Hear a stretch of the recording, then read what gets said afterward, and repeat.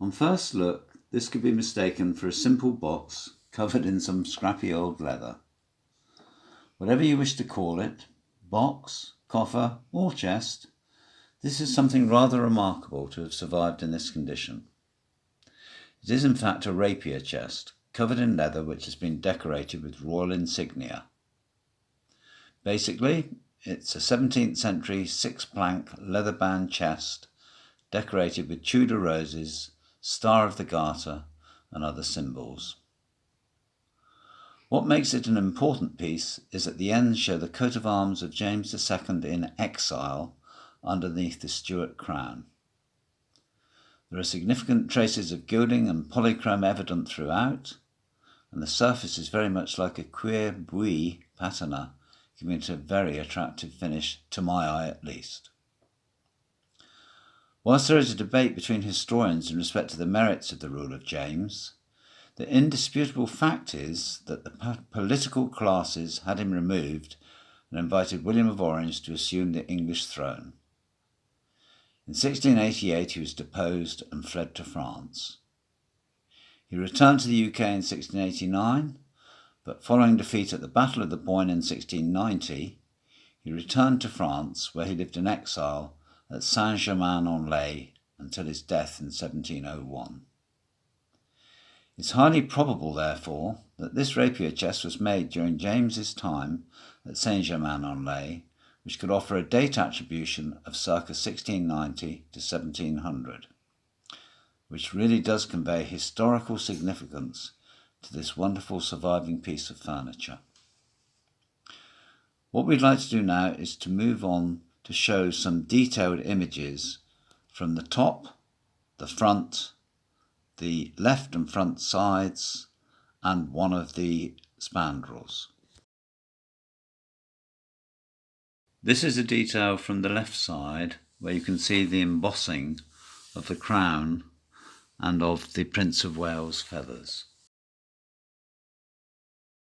This is the front right side where the detail from the polychrome is much more evident, showing the thistles of Scotland, the Prince of Wales feathers and the crown. This is the centre front, showing the embossed image of the Star of the Garter, with a clip where the hasp would have fitted.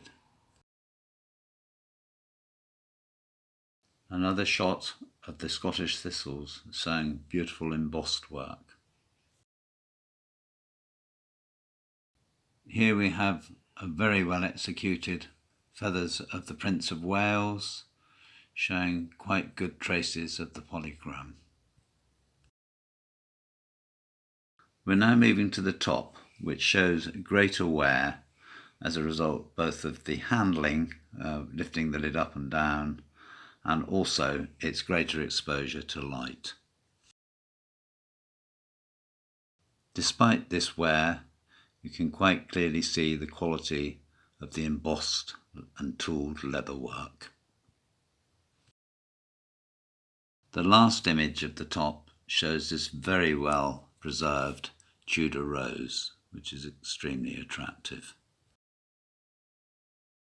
This is the right-hand side showing the Tudor crown and the coat of arms of James II. The other coat of arms on the left-hand side, with good impressions still showing on the actual coat of arms itself, the crown slightly less preserved.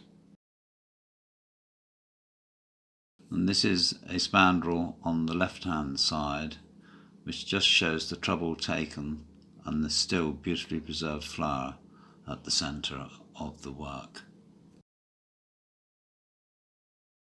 And now we have the back, which, as expected, because it would not have been in normal view, is completely plain and shows signs of strengthening on the right-hand lower edge.